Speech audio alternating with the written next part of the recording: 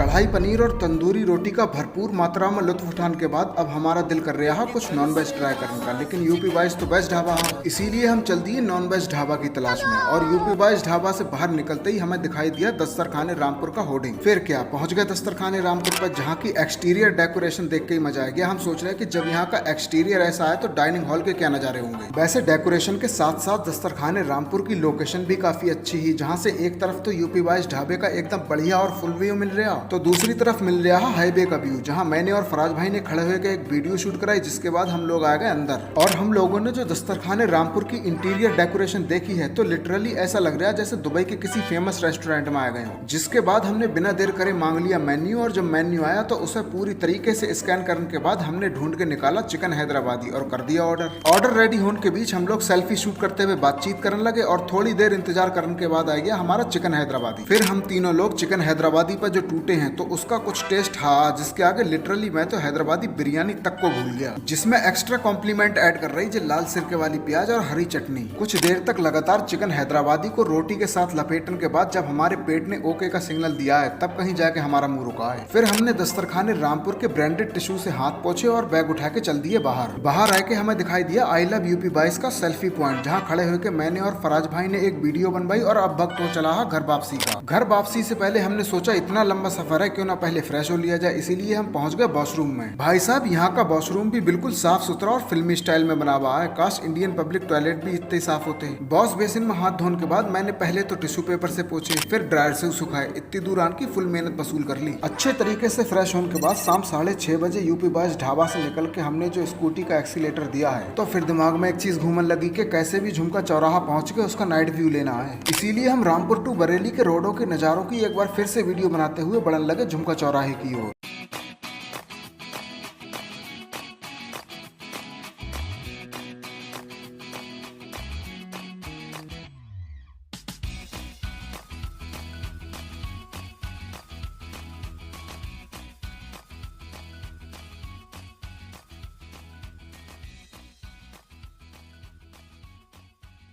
जहाँ पहुँचते पहुँचते शाम हो चुकी और जब हम झुमका चौराहे पे पहुंचे हैं तो वहाँ बना झुमका कुछ चमक रहा, जिसे देखते ही फराज भाई घर ले जाने की जिद करने लगे। लेकिन फिर मैंने उन्हें समझाया कि अगर घर ले भी गए तो इतना बड़ा झुमका पहना हुआ कैसे है। बहरहाल झुमके के साथ साथ उसके आसपास के वातावरण की एक बढ़िया सी वीडियो बनाई और फाइनली हम लोग चल दिए ठेरिया निजावत खान की ओर, जहाँ हम लोग रहे हैं। ब्लॉग पसंद आया तो लाइक शेयर कमेंट जरूर कर दें और चैनल को भी सब्सक्राइब कर लें। Thanks for watching.